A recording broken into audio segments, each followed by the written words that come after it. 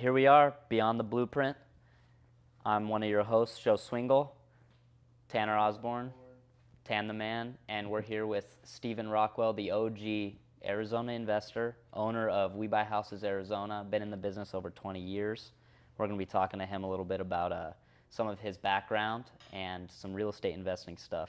So, Stephen, tell us real briefly about what got you into real estate in the first place, because you started when you were just in your early 20s, right? Yeah. Okay. Well, I got familiar with the business, and we talked about it, but I'm glad to tell the story and kind of take it from the top, if you will. Yeah. I graduated high school in 1989. When were you born? I was born 98. Okay. Yeah, just the opposite. Opposite, yeah. I graduated 89, 98. I graduated high school in 1989 and with a National Scholastic Scholarship in Art.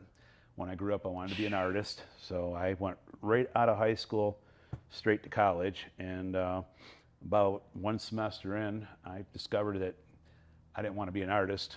So, basically the terminology got thrown around, starving artist. And I was like, I don't want to be broke.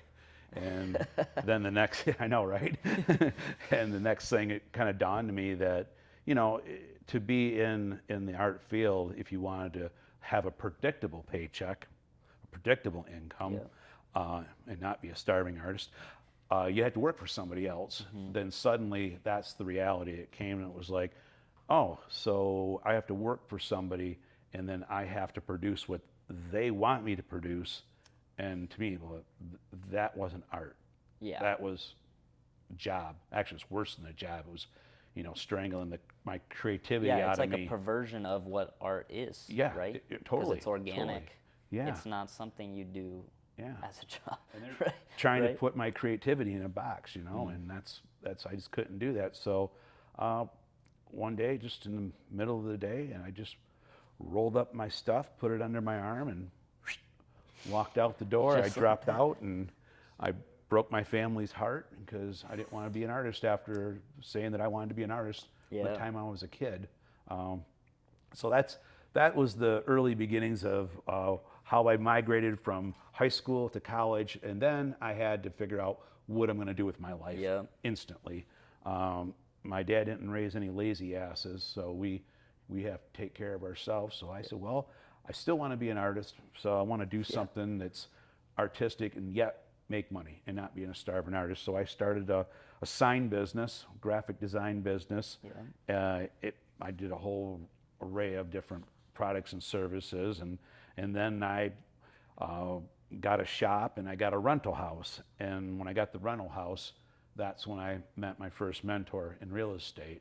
And I was, right, literally within the first year out of high school, I met Joe. He had a lot of rentals. I don't know how many he had, but I know he had a lot because, as we got to be friends right away, he actually helped me fund and start my businesses because I kept evolving and making new things. Yeah. But always self-sufficient. But he was a key personality in helping me be an entrepreneur and led me into real estate. And I rented from him for years, and he had introduced me to his mentor, Tony, and Tony was and still is one of the hardest hitters that I've ever known in my life in real estate. He had a house on every block in a tri-county area. He built subdivisions, just mind-boggling. He had companies on top of companies. He had his name on everything: Richards Construction, Richards Roofing, Richards Plumbing, Cooling, electrical, siding. And then he had a 2-story building. It was Richards Property Management, and that managed all his properties. So he literally had a 2-story building, fully staffed with a lot of people, managing all his rental properties. So even to this day, I don't know anybody that can do or has done what he was doing. I've never met anybody else at that caliber, and that was right out of high school that I met this guy. So, geez, that must have been just unbelievable. Shock. Unbelievable. Right? And I was a kid, and here these guys are 2 and 3 times my age. So I'm having breakfast with them. I'm going to their properties. So I started learning about this stuff early on. So that's what, if you want to know where I got my start, that's what planted the real estate bug right there. I had moved out of town. I didn't like being in town. So I moved out of town for a while just to get out in the country. And Tony, the old man, would come out and go pheasant hunting. And you probably don't know what pheasant hunting is, but it's a bird with a long tail. and he'd come out and bring his dog and tell the dog to sit on the porch, come in, have one cup of coffee, and we would just talk. Amazing. And we would talk business. He always asked me, how you doing, how's your business? But I felt like, I was the son he didn't have. So he would talk to me. And, I tried to get him to stay and, more coffee. He'd say, no more, one cup, and he's going to go hunting, and no. Yeah. And so Tony gave me such an education.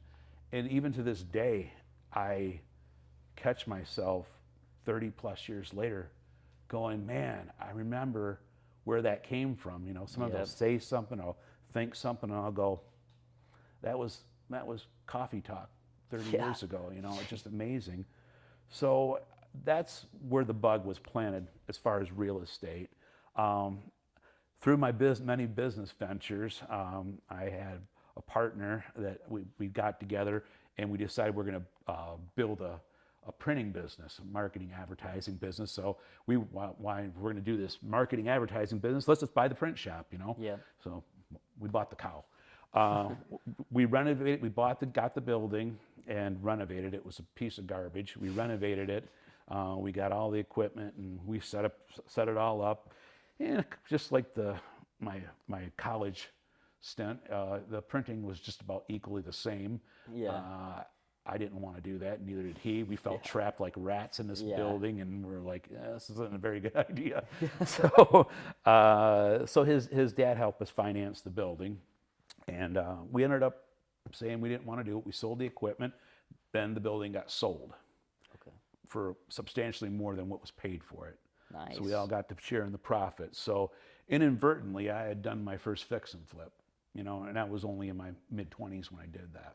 Amazing. Yeah. It's amazing how many guys accidentally stumble into their first flip or something, or an owner finance. Totally. Totally. And then it just sparks something, and it just keeps, the ball keeps rolling. Yeah. But so what do you think? You kind of already mentioned it, but I was going to ask, what do you think these guys, because you were just a 20-year-old kid renting, what did these guys see in you that made them really want to be friends with you in the first place?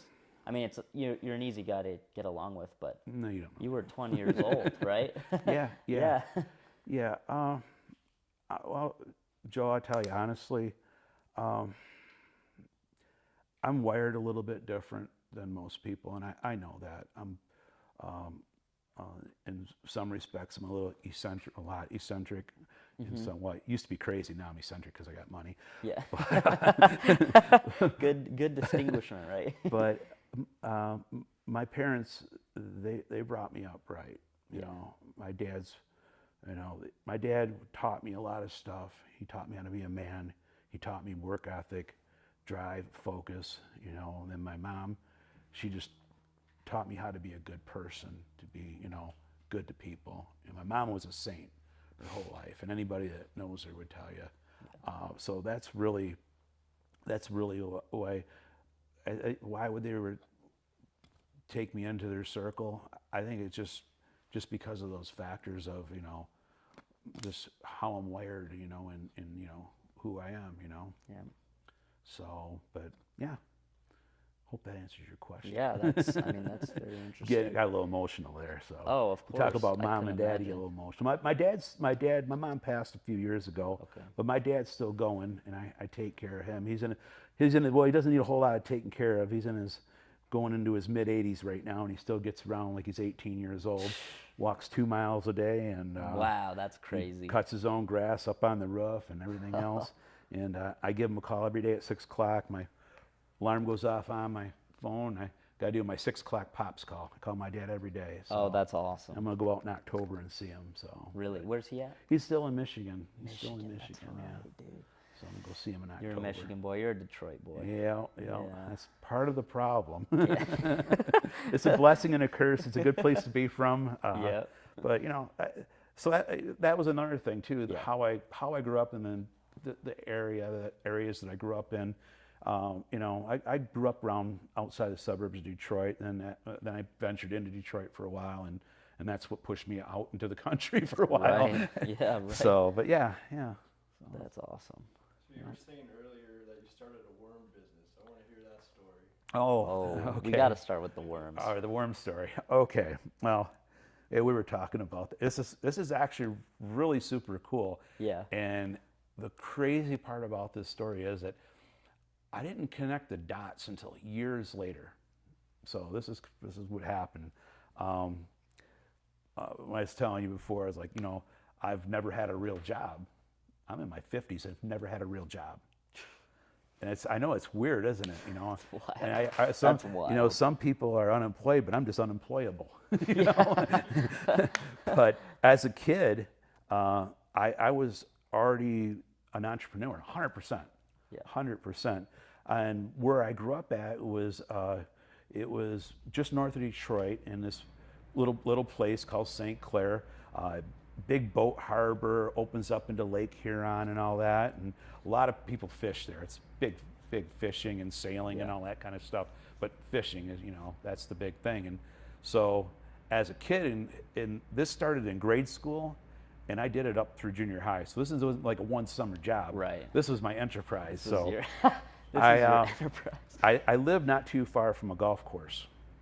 So what I would do is at night, I would take, and I had a Folgers coffee can and a rope, and I'd put it around my neck with a Folgers coffee can and then a flashlight, and I'd go down to the golf course because they water in the evening, and I would go down there with the flashlight and pick night crawlers out of the ground, put them in my can, go out for a couple hours, and then I had an old refrigerator out in the garage, and I put worm boxes in there. And all year long, my mom would save all the yogurt containers and cottage cheese containers and butter containers, and so I keep stacking up a saint containers. letting you do that. Yeah, so I had so I didn't have any money into my packaging, any money into my supplies, just strictly labor. Like, this is a renewable business. We're This all is recycled renewable, material. It's renewable. Yep. Dirt and wet newspaper in it, and these worms would crawl in there. And then here, this is how it ties in with the real estate, which is this is crazy, is I would go out Friday night, and I would put up my signs. Yep. So I have these signs. Night crawlers, 50 cents DOZ, because you can't write dozen, you got to write DOC, so 50 cents a dozen with an arrow. At the ends of my street, a couple streets down, and I would then put one in the front yard, and I'd go sit on a lawn chair in the morning. The fishermen would come up one after another, all day Saturday, all day Sunday, and I was selling, as a kid, night crawlers, 50 cents a dozen. Jeez. Okay. Amazing. And this is where it ties in with the real estate. So I tried different signs. So I tried the bright blue with the fluorescent orange writing. Those were okay, and I tried different ones. But I ended up, the one that worked the best was just this canary yellow signs I'd spray paint. Really? Then I would put black night crawlers, 50 cents a dozen with an arrow. So basically in the late 70s, I was putting out bandit signs as a kid. Yeah. And here, that's crazy. Fast forward, into, the early 20s, 24 years ago, I'm out there putting up yellow signs with black writing. All by your We house. buy houses. Yeah. Just crazy. The yellow works. You figured it out early. Yellow with black writing works. Because we've all seen the yellow. Yeah. We've all seen the yellow with black writing. Yeah, so that was the funny part. So to answer your story, that's the worm story. So I actually was putting bandit signs out when I was just a kid in grade school, selling night crawlers to fishermen, and I made back in that time frame. Yeah. As a kid in grade school and in junior high too, I was making a lot of money. Yeah. 50 cents doesn't sound like a lot, but back then when minimum wage was only $3.35 an hour, 50 cents, and I'll take 2 dozen, I'll take 4 dozen. Yeah. So So you were getting that many worms? yeah, oh yeah, That's a ton. yeah. That's crazy. So, but I evolved that company when I was in junior high. I stepped it up a little bit, going back to the renewable recycling. Yeah. Very renewable. There was Green company. green. This was a very green company. You were very cognizant of that. Yes, I was. At an early age, before it was big. Before it was big, I decided to expand my worm business, my nightcrawler business, and my dad, brothers were all into hunting, and that was never my thing. That was weird as it may sound. Not really. I was the black sheep of the family, and always have and always will. But they were big hunters, and they would go out to this gun range and shoot at targets in this gun range. Well, one time, I started thinking, there's, my dad and I went back to the sand traps, and we were kicking the dirt around, and there's all these big bullets and hunks of lead. So I then was like, lead, sinkers. All fishermen need worms, all fishermen need sinkers. So I upgraded my project, and I got my bicycle, and I was taking milk jugs, and I'd go to the sand traps at the rifle range, and I'd fill those milk jugs up with big slugs of lead, put them on my handlebars, drive 3 miles back, and that's hard to do. I'm talking. They're only that full of lead, but they're lead. I get them back, and I take those jugs home, stab them full of holes, put a garden hose in there, wash it all down really good, and then I bought a sinker mold from the fishing shop, and I started making my own sinkers. So then I diversified into sinkers. One-stop shop over there. Oh, then I started selling we have drift fishing rigs, so I learned how to tie hooks and putting spoons and beads, and I had drift fishing rigs. So the fishermen would come up and get their worms, their night crawlers, their sinkers, and their drift fishing rigs. And that was primarily the setup for what people were using in the river. And I was doing that when I was, 11, 12, 13 years old, I was doing that. That's unreal. And I had the nicest bicycle in town. And I paid for it. All the upgrades, all the bells and whistles. What do you think sparked that young entrepreneur in you? You know what? Like I said, I'm the black sheep of the family. There's no self-employed entrepreneurs in my family. The only one that would be, I consider, an entrepreneur would be my grandfather. He came over from Poland when he was 8, and he ended up being a farmer his whole life. From the time he was 8 years old up until when he died in his 80s, he was a farmer. So he's the only entrepreneur in my immediate in your family. Line that you can think of right and now. I think a farmer is an entrepreneur myself. Of course, of course, in a great sense. So, but There was no specific thing, because just thinking back to when I was little, just watching my dad, my grandpa, my brother-in-law just doing different things, kind of just sparked ideas. So where did you just get the idea to sell worms?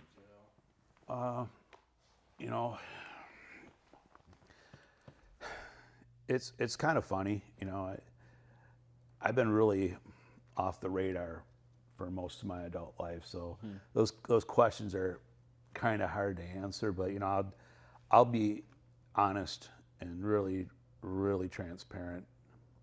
I wasn't a very good student. I wasn't a very good student in school.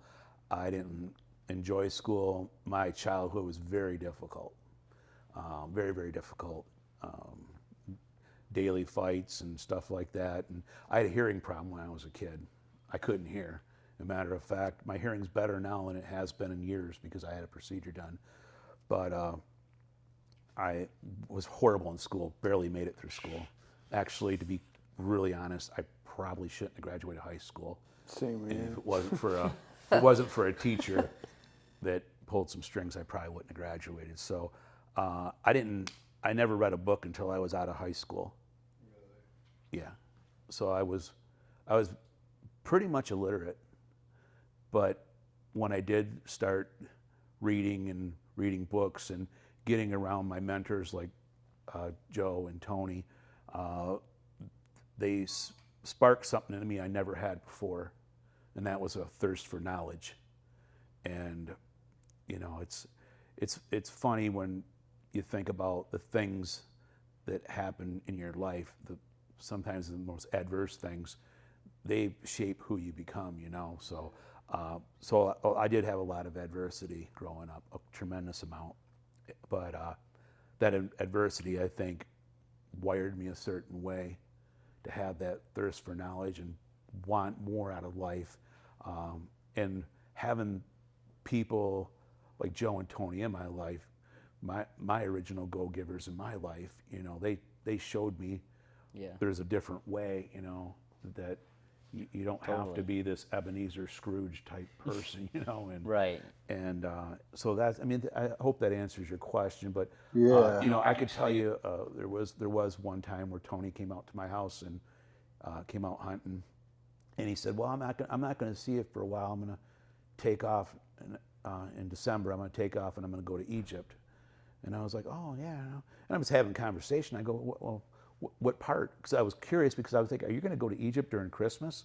And he goes, "What part?" He goes, "Oh no, I'm going for December." And I was like, "Oh, he's going for December," So it kind of hit me like it wasn't the money, it was the fact that he was taking his family, his wife, and they're going to Egypt in December. Ride some camels. Well, yeah, it was December. But again, I don't want to give the wrong impression. It wasn't the money, it was the freedom and the experiences and the things he could do with everything he's worked for to provide for his family. He wasn't just misering over it. It was something he would spend freely And on the things he loved. And exactly. And he stayed for almost 2 months. That's awesome. But that was one of those times in my life where it was like, if you really want to have life experiences, and do things without limits, you want to be able to write a check when you get there. So it's not the money and the material things. I like nice things, but my life does not revolve around nice things at all. At all. That's just not who I am. But it's what comes with it. So that's what, to answer your question, there would be one time where I remember that kind of planted that I want to gear up. I want to do this, and the more I did, the more I wanted to do. Yep. Oh, of course. It just kind you of got evolved. the bug. You Yeah, got that bug. Yeah. So. You came down with something. Yeah. Oh yeah. Yeah. So we're gonna get into some real estate stuff now, All right. basically. Tanner, you want to take it off? Yeah. So what is your niche in real estate? What do you all do? You do it all.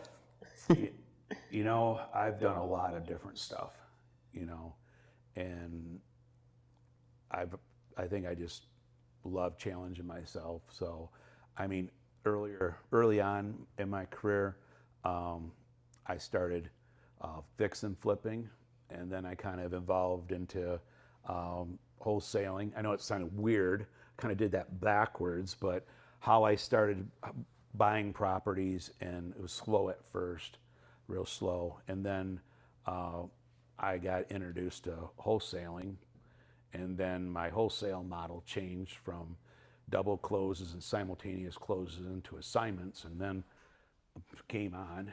And then shortly after that, I started going just completely balls out on everything. In the early 2000s, I started one of my first branches off of the We Buy Houses, Arizona, is I started help foreclosure. So I started working towards people in foreclosure, and then I learned about short sales and buying bank notes. I have a different business model. Matter of fact, I'll show you later, I brought one of the deals I closed, I think it's like in 2002, where I put the property, I was in default, put the property under contract. I actually negotiated the second mortgage off, a $30,000 second mortgage. I negotiated it into $2,500, packaged it up, turned around and sold it. And I just did, and it's crazy, just the beginning of this year, I did the same exact deal. Wow. Same exact All way. right. So to answer your question, I've lease options and wraps. I've done it all, just not all, but I've done a lot of it. I was introduced to Ron LeGrand, in 2000, 2001. Ron Papa. Papa. If you guys don't know who he is. Oh, I know Ron LeGrand. Okay. Do you know Ron LeGrand? Yeah. Ron yeah. changed my life. He would go do these, seminars all around the country. I personally knew one of the guys on his circuit there that would go out with him, and so I got to know Ron LeGrand and Lou Brown and Chris Kirshner and just different people. Yep. So and after they do the seminar, we'd all go out to eat when he was in Phoenix.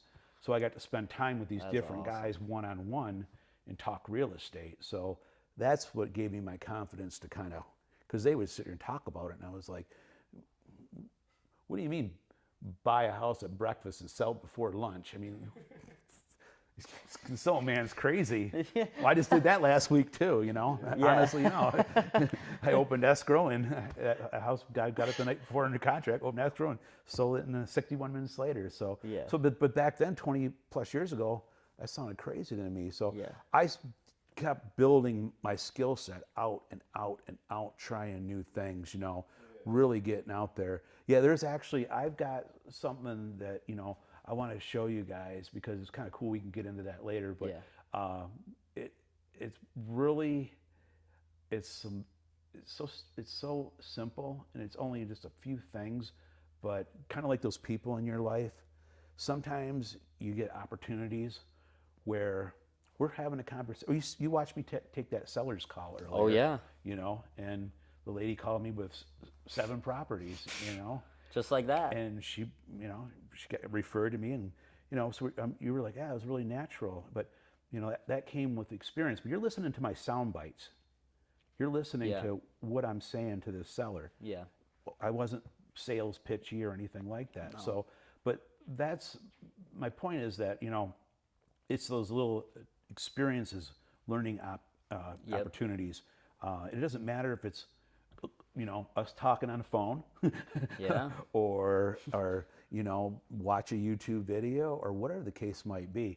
It's that taking those opportunities and installing that soundbite or that little nugget of knowledge, then deploy it and leverage it into your next thing. So, so that's what I kind of kept evolving outwards. I mean, I did, hundreds of wholesales, hundreds of flips, hundreds of subject twos. I mean, just building on and on, lease options and all this stuff. Then one morning, I got up and I put my feet, Sunday morning, got up, put my feet on the ground, and still on the bed, put my feet on the ground, I'm sitting there. My wife goes, "What are you doing?" And I go, "I'm gonna go buy some land."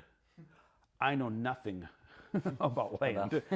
No, I know nothing about land. How long ago was that? I started that project, it would be about 6 years ago. 6 years, okay. 6 years ago, and I actually tied it up. I finished it last year. Actually, they're still paying me on it too. I've got another little disbursement on it. Little disbursement here and there. But yeah, I just got up one morning and decided, in that moment that I was going to buy land. And my wife's uncle, he was in land development, he was kind of a wildcatter, and that's another story, but that's what he would do. He would buy land, minor land divisions, develop it out, sell it off, piece it off, buy a big piece of land, bring in partners, minor land divisions, subdivide it, piece it off, made millions of dollars. So I knew there was a play in land, but I didn't know about land. Only knew that from hearing it, Yes, So, totally. but I got that idea in my head one morning. I'm gonna go look at land on a Sunday morning. I drove around Queen Creek and Santan Valley, and I came back up and through Ironwood, and I went by and looked, and there's this giant tree. It was just stuck out like a sore thumb for Arizona. It's just one of the biggest trees I've seen in Arizona ever. Yeah. And unfortunately, I had to cut it down for the subdivision. But a shame. A real shame. But I drove down this dirt road, and I looked around, and there was a subdivision, this way, subdivision that way, subdivision that way, subdivision that way. There was a light that they had stemmed in and never built into it. And just something told me, standing on this 40 acres, I go, and it was surrounded by other farms and stuff like that. I go, this is an opportunity. So I got into land. I got a hold of the seller, and I asked him if he's interested in selling. He says, "This is the craziest thing." He goes, "I'm building a car wash." He goes, "I decided next week I'm going to sell that land." And I said, "Well, what do you want?" And you know, he just gave me a number. Yeah. So I immediately said, "Yes." Ready, fire, aim. Yeah, seriously. So ended up getting it together. I brought in a money partner, and we took down the 36.55 acres, and it sat between the road access and all the other adjacent farms behind it. My original plan was to do a minor land division. We bought it in two separate pieces, 18.275 pieces of land, two separate pieces. We're gonna do minor land divisions and build out some nice homes, you know. This was my idea. Like, again, it was a ready, fire, aim. Yeah, of course. Yeah. And then we ended up not doing that. We just sat on it, and because things started really kicking and developing out there, we thought, well, maybe we'll just sit on it a little bit. And then I got a hold of some people over at, oh boy, I can't remember the name of the company now. It slips my mind. That's what happens with age. But Nathan and Associates. Okay. Got a hold of a land broker, Nathan and Associates. He introduced me to some developers, and you know, I brought the developers in, and they said, "Well, do you know the landowners?" And I said, "I've been trying to buy their land because there's a play here." I Yeah. got all their contact information. I ended up doing an assemblage, getting all the other landowners to get in on this deal. And then we spent the next 5 years, thank you COVID, to do all the engineering, the planning and development of this project to get it through to the final plat across the finish line. And we ended up selling that a whole assemblage for just over $23 million. Amazing. You know, So you've done single family, you've done land and subdividing and developments now, $1 million deals. You said something, I'm going to rewind, you said something about your call with the seller, how there was no sales involved. right. And that leads me to one of my main questions, and I think one that a lot of investors will want to know more about, which is talking to sellers. You know, they don't get to see the conversation we get to have behind the scene with you. But you said some stuff to us about how when you're talking to these sellers, it's never going to be the same. You've dealt with pre-foreclosures, you dealt with this woman who owns 7 properties, you've dealt with land developers. Can you talk a little bit about the different archetypes that you run into as an investor? You've got the pre-foreclosures, the divorced, the land, and how you kind of go about approaching these people. Well, you know, it's not necessarily, well, it isn't, it's not necessarily the situation, you know, like, you know, one person's going through divorce, one person's going through hardship or inherited property or whatever the case might be, you know, all different kinds of scenarios. It's not so much just based on the situation, it's based on the person. Yeah.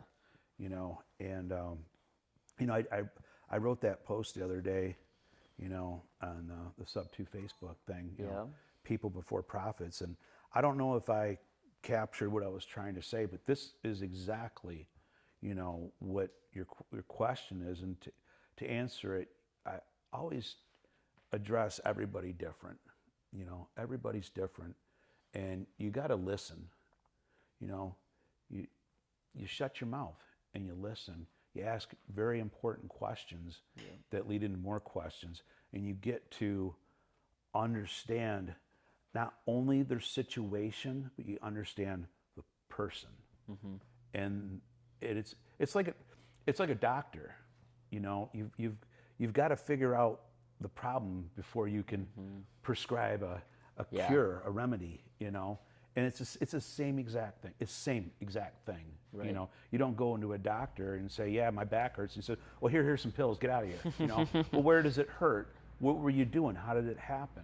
Right. It's the same thing. There's a personal touch. You know, and that's a great thing. Like with, and we can get into that, but like especially like with foreclosures, because that's a big one. I do have a tremendous amount of experience.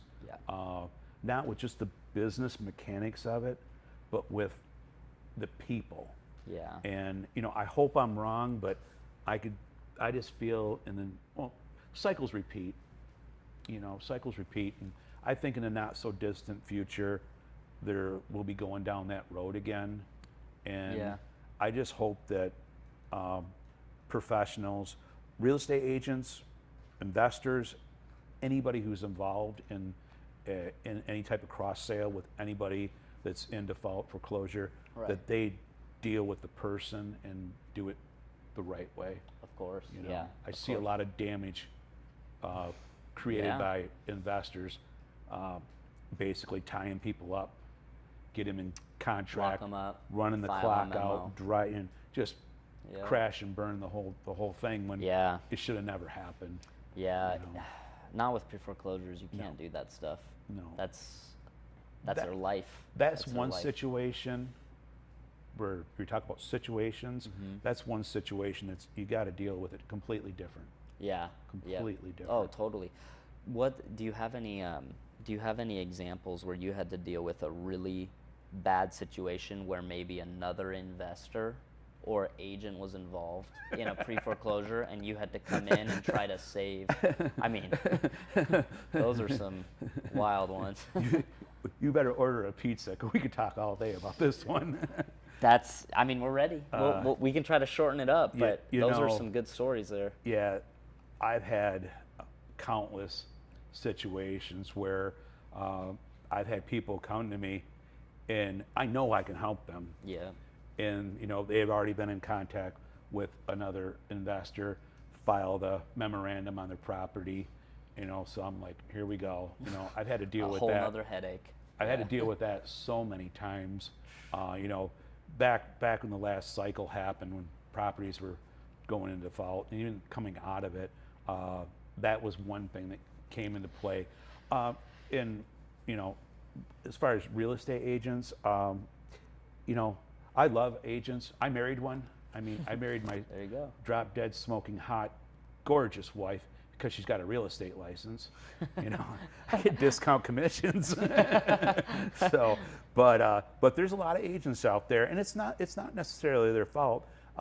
They're just the education. It's in the box thinking. Mm-hmm. So they, stay away. Creative finance, that's illegal. This and that. So they're really Yeah. black and white. So I've had clients where I look at their situation, get to know them as a person, look at the situation, look at the deal, Yeah. and go, okay, I got the solution, and then boom, up comes the agent, Yeah. which he's or she are more concerned about how they can get in the mix and make a commission, Right. versus what I've laid out as a feasible solution to the Right. whole deal, So that happens. So I call them deal killers. I know it's not a very nice term, but so both investors and agents are deal killers. I think the biggest deal killer of them all is the brother-in-law, because there's one in every family. The brother-in-law, he's got the intelligency level as a Harvard Law graduate. He knows everything. He's the ultimate deal killer. Yeah, that's a big deal killer. It's hard to build rapport between an already family member that they trust. The brother-in-law. That's The tough. know-all. The brother-in-law. Yes. That's a classic, the brother-in-law. So. Jeez, all right. What advice would you give somebody new that's looking to get into real estate investing? Because there's a lot of shiny objects. There's a lot of, as we know, it's an elephant, a lot of moving parts. What would be your best advice for somebody new? My best advice? Well, there's a million and one canned answers. Anytime I hear a talk, something down these lines, it's always the same canned answer. And so I'll answer it from here, what I think. One, first and foremost, is what's up here, you got to take care of that first. So if you really, really, really want to do it, you really want to be a real estate investor, you really want to be successful, you really got to want it first. So ask yourself that first. do you really, really, really want to do it? Are you really willing to pay the price? And then from there is hit it as hard as you can by feeding your brain with as much stuff as you can. You're talking about in the starting out early new investors. Be as passionate as you can.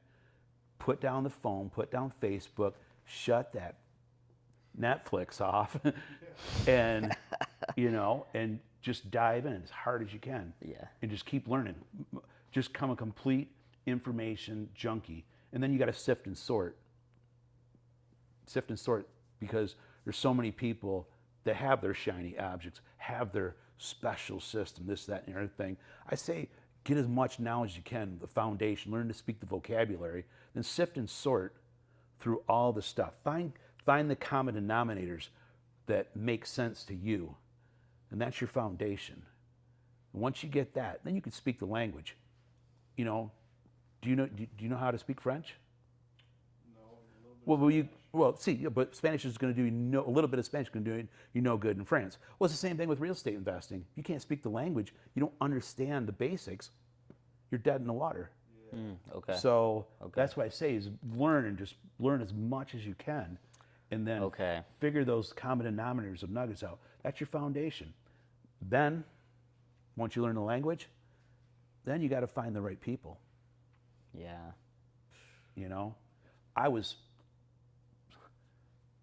I don't like using the word lucky. We create our own luck in a lot of respects, but I was very fortunate to be introduced to numerous people throughout my life. Numerous, even just recently. Yeah. But having those people after you have that foundation, that's key. That's key. Because learning from somebody and having that eyeball interaction and be able to ask somebody that's already been there, hey, how do you do this? Or hey, what do you think? Or more importantly, what would you do?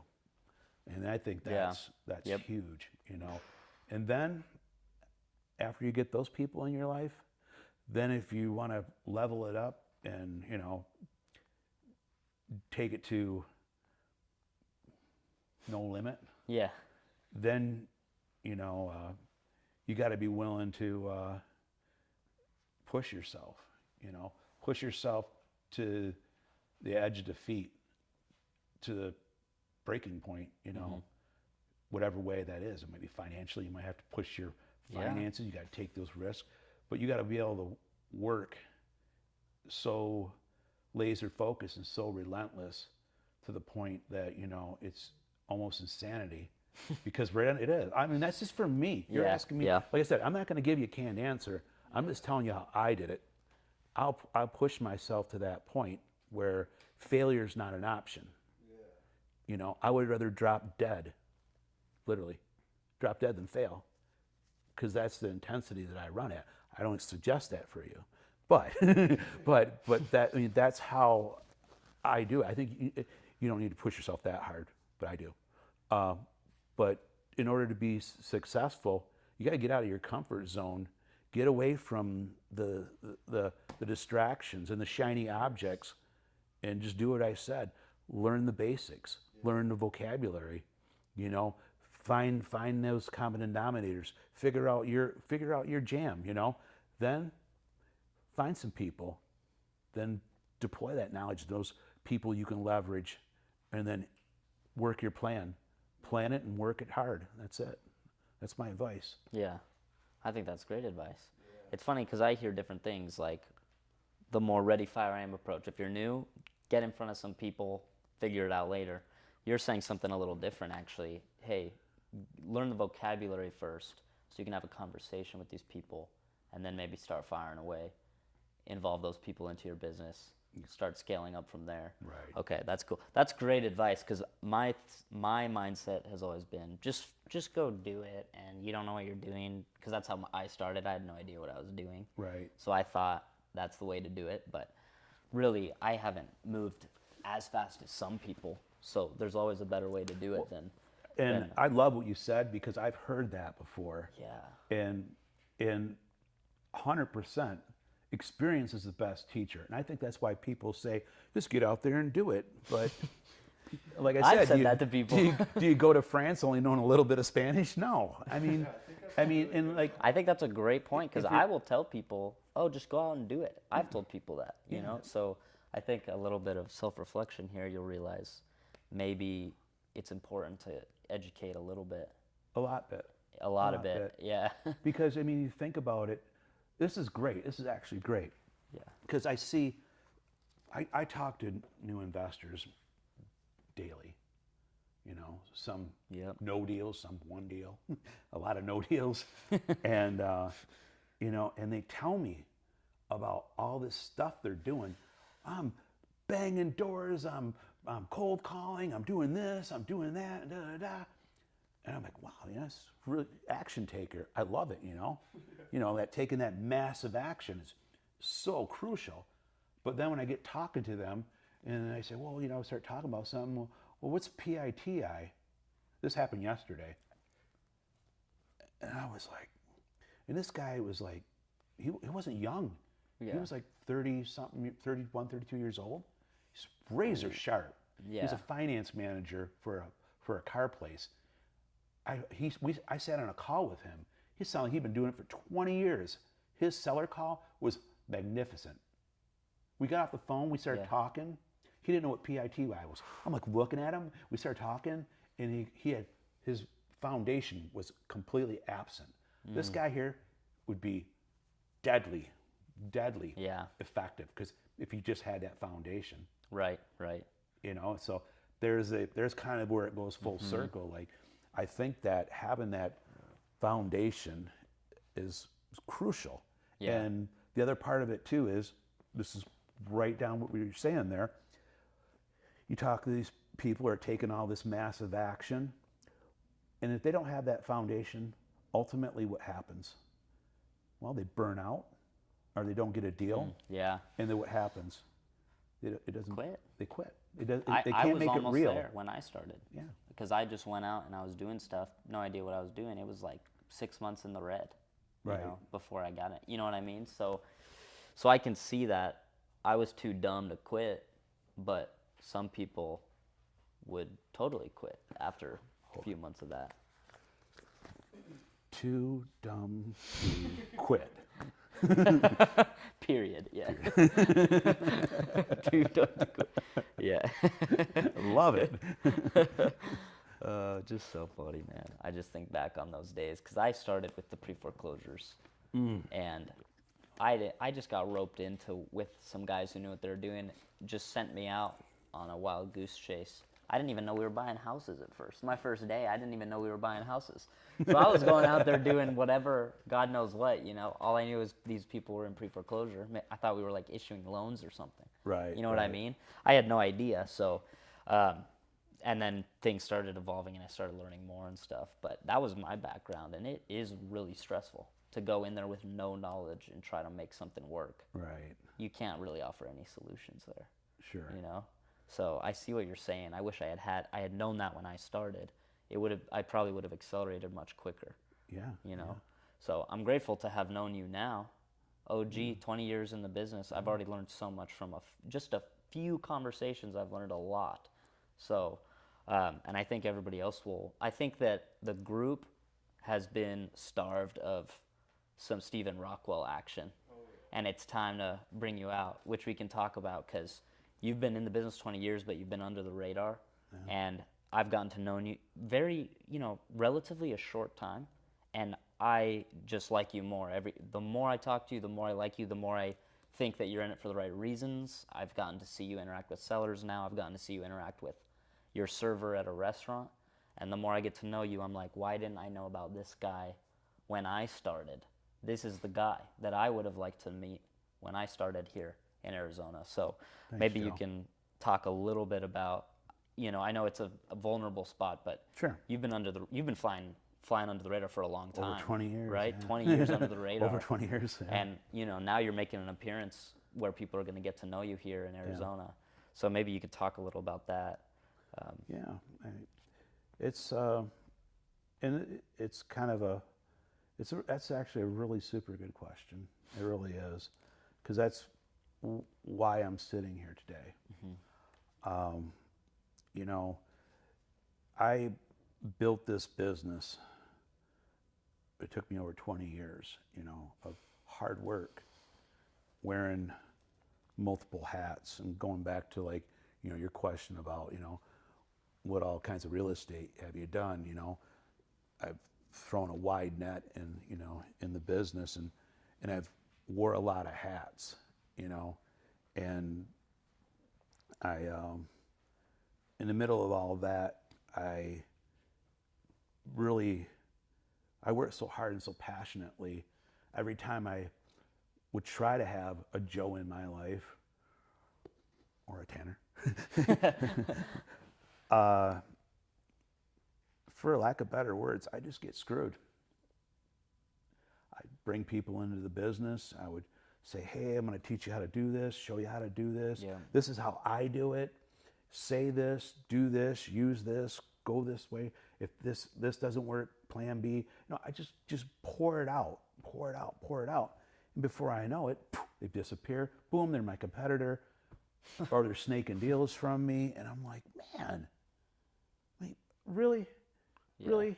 You were bussing tables and now you're making bank and you screwed me over. I mean, I just happened over and over and over. This is over 20 years ago when I really started the wholesale operation, when I got traction that started blowing up, you know. So matter of fact, I won't mention any names, and I never will, but there's some of those people are still in business today, 20 years later. Right, yeah, And, of course. you know, and it made me crazy because I put so much passion into what I'm creating. That's the artist. Yep. You know, my systems and what I'm doing and how I'm doing it, even my sound bites, everything. I'm just so much passion into all of it, and just have it stolen, then used against me, and then not even thanked. But that's what drove me under the radar, to be quite honest with you. Yeah. I just got tired of being just ripped off, you know. Yes, ripped off. of course. And then the dark side of it is that, you know, is because I'm really creative. You know, these things are what I do and what I develop and how I do things. I'm very original. I try to be an original thinker. I try to think outside the box, and any kind of system, anything I create, I want to put me on it. Yeah. Into it, me into it, my touch on it, you know. So that is where the madness really began. So between having a lot of bad experience with investors in Arizona, in the Valley, that kind of pushed me away from people. And then my obsession for creativity and perfection just drove me way down a rabbit hole, and I never came out. I just stayed under the radar, you know. I stayed away from people, did my own thing, and I didn't kick it out loud. I just did my own thing. I was making tremendous money for the longest time, just being a company of one. Yep.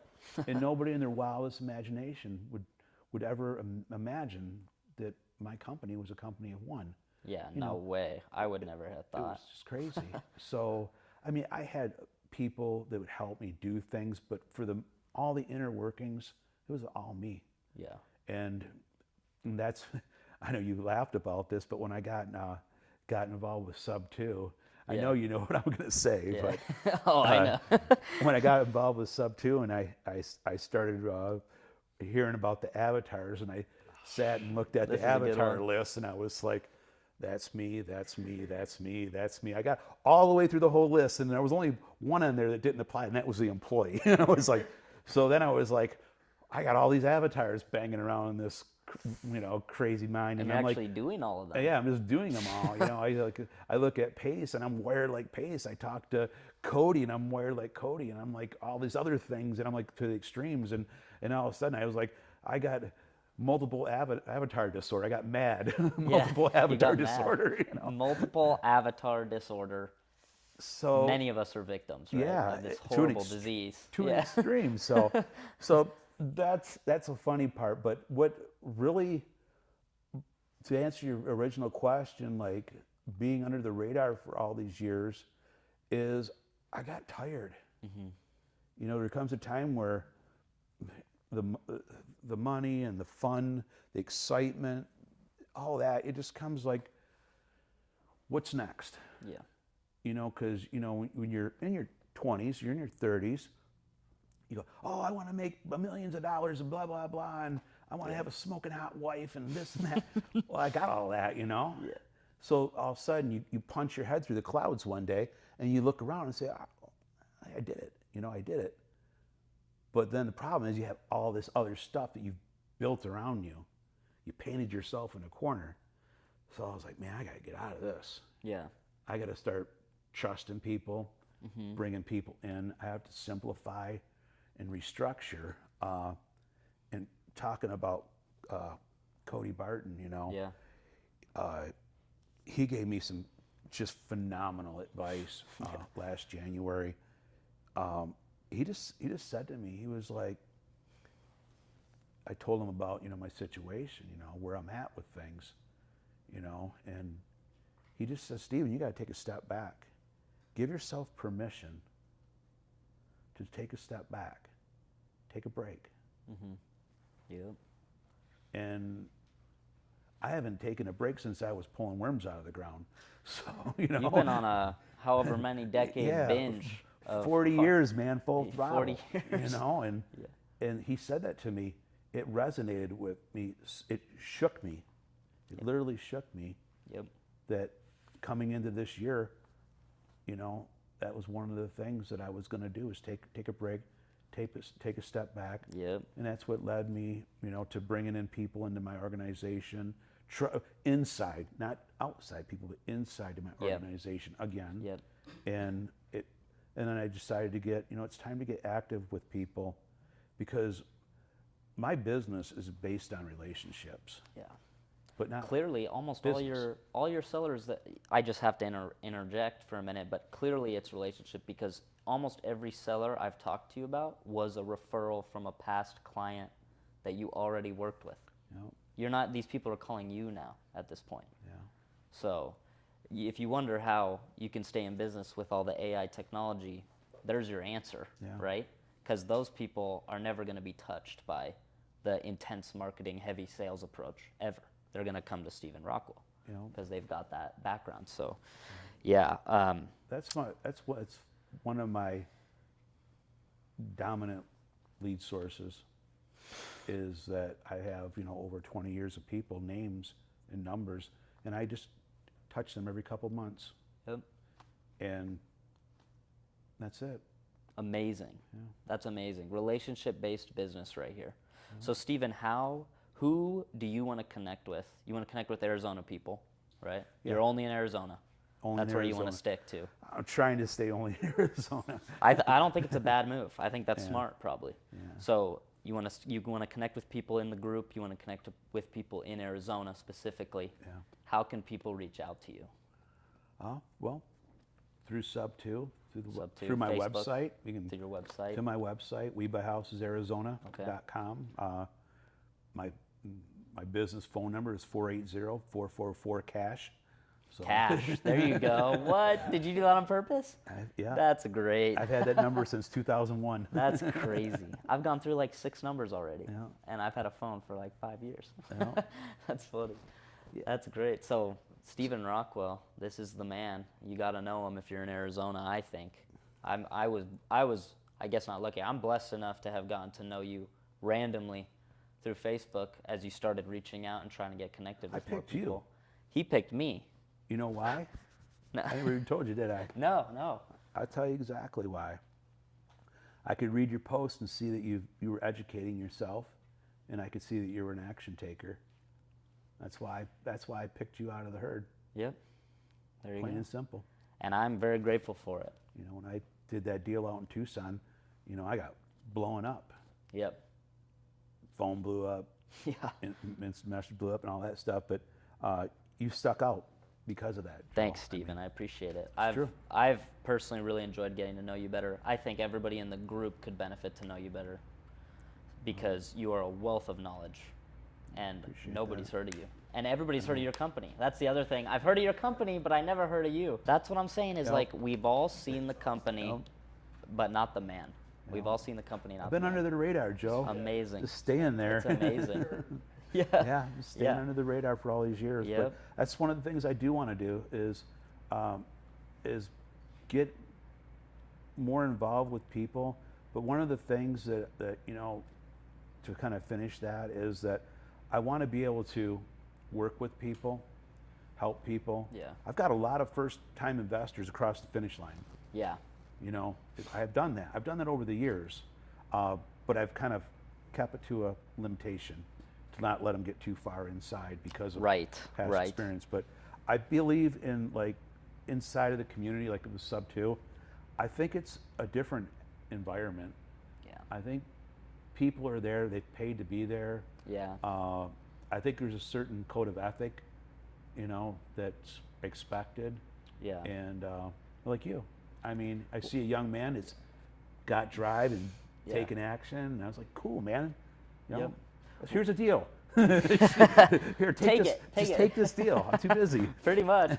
Well, the other thing is, I feel like in the group, there's a lot of policing of ourselves. Yeah. And I've even noticed people police themselves. They'll go in the group and say, is this okay to do? I've seen multiple people come in and be like, I'm about to do this thing. I don't know if this violates something. You know what I mean? Like, there's that level of transparency. Maybe not with everybody, but with some people. Right. And I've been screwed over too. I think anyone in the business who's been at it for a little while has. Yeah. And this is the first time I have been able to go into a group and throw out even addresses of properties that I don't have under contract, really collaborate with others. Right. And at this point, I don't think there's a reason why anyone should have to take from you and then go start their own business and never talk to you again. We can all become collaborators on projects. Absolutely. Based on the knowledge we're learning from one another. Absolutely. So, and that's the way it should be, really. It shouldn't be this, cut you off and then be your competitor. It should be, okay, now we can do big projects together. Now we can do other stuff together. So that's huge, Joe, right there. Yeah. Is because I can't understand for the life of me why somebody will do something unethical and end their relationship where it could have led to so much more down the road, Yes. And I totally. wrote about that in that thing with the people before profits, you Yep. know, because it's so true. So that's just something that I'm really passionate about. That I want to I have new investors inside the group now that come to me, and I call them. I coined it trash can deals years ago, because they take the deal and it's hanging over the trash can, and I'll be like, let me see it, and I'll go, let's go, Yeah. we can fix this, we can Trash can restructure deals, it and yeah. convert it, but I think there's a lot of that going on, and there's something else I wanted to, while we're talking about the group and stuff like that. This kind of led me back into your early question about, what I recommend and all that, and where to start and all that. This is kind of a big thing, and I was going to write about this, but it'd be a lot quicker to talk about it really quick. Is when I came out of this under the radar kind of thing. Yep. One of my objectives was coming into this year was to put myself out there, and there was some people in my own backyard that I wanted to cultivate personal relationships. I wanted to meet Pace and get to know the guy Pace. I met him. Went to the mastermind. I've been to his house. This fantastic guy. Him and I are wired a lot alike as far as work ethic, and I have a lot of respect for him. Jamel. I've been selling properties to Jamel for years. But crazy. Indirectly or indirectly, Yeah. they were going to him. Yeah. For years. Yeah. So I made that commitment of meeting certain people, Cody Sperber, different people. They're right here in my own backyard that I've never met. Yeah. And what happened was, and like I said, this goes right in the line. This is really good. Is I went to go meet Jamel one day at one of his meetups, and I went to the meetup, and there's a room full of new investors, all sitting around, and they're all talking about, I want to do this, I'm gonna do that, and I'm talking to all these people, all these young investors, and I had this massive deja vu, because back in the early days, in the early 2000, 2001, 2002, 2003 is where I really went under the radar. I was involved with all the investment groups. I helped run an investment group. I was a co-host on a radio show. I did all this stuff, real estate, you know, and we'd have these meetups, and we had Arizona Prosperity Investment Group, the AZ Pig, and we had a couple 300 people show up once a month, and we would sit there and have people. We would have Ron LeGrand there, and we would sit there and talk, and on the breaks, all these young investors would come up and start talking. You know, I'm going to do this, I'm going to do that, you know, and I start asking questions. Well, how many deals you done? None. How many deals you done? None. How many deals you done? None. And I realized, and I hope I don't say this the wrong way, but it needs to be said. You take a group, 95% of them are not doing deals.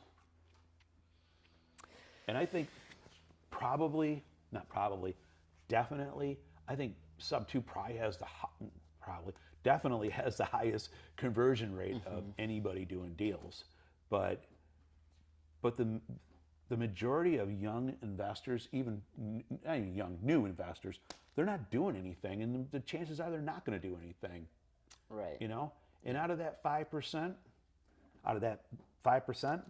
only a minute fraction of that 5% will make an impact, will do something huge, you know? Yeah. So when you look at like all these people, it's maddening to me. And the reality of it is that they don't have the foundation, they don't have the direction, and they don't have the discipline. I don't know if they really want it. You know? You don't want it bad enough. That's why I said you figure out what you really, really want to do. Yeah. Get that foundation. So. And then, yeah. So that's something that hit me profoundly was when I went over to meet Jamel at his meetup. Yeah. Because I remember after meeting Jamel, which great guy, man. Yeah. Super great guy. Yeah. Felt like I'd known him my whole life. We were hugging each other, talking. Yeah, he's a really special guy, really, dude. Amazing person, human being. Yeah, he makes time for you for sure. It's pretty incredible. Really cool. But I left there that night after that meetup, and I got back on the road, and on my way home, it played through my head the whole time. I felt like nothing has changed in 20 years. I was standing in that same exact room 20 years ago. People were saying the same things, asking the same questions. It was just bizarre to me. Amazing. Driving home that night, and for days, it would kept going through my mind. Amazing. So I thought about that, like, what's the difference? What makes the difference between the 5% that are actually doing it and the 95% that are not doing it? And inside of that 5%, what makes the difference from mega success from just success, you know? Yeah. Just a thought. Yeah, it is. It's very interesting. You gotta throw at least one conspiracy theory.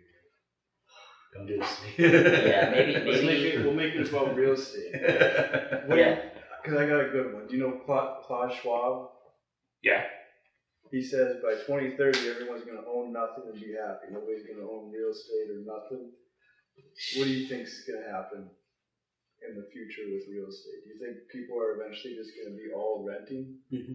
Well, hopefully by then I'm out of the game and I don't have to worry about that. That's what we are all saying, right? Yeah, you know, I always try to steer away from public as far as political and conspiracy theories, but I guess the short answer is I hope that's not true. Same here. I really hope not, because you know, I look at me where I'm at in my life in 2023, and I worry about you guys. Yeah. You know, I worry about me. I do, especially with kids and stuff like that, because I can't tell you how much things have changed just since I've been here in Arizona. Yeah. Just in the last 20 plus years. It's a different world, and I couldn't imagine things changing as much as it did the last 20 years, the next 20 years, especially in real estate. So, so I hope that answered your question. Indirectly. Yeah. Indirectly. We'll talk off camera. More or less. Yeah, more or less it does. That's great. Stephen Rockwell, ladies and gentlemen. He's the man. Thanks, Yep. guys. Thanks for having me. Of course. Appreciate it. Yeah, dude, anytime. Anytime. Anytime.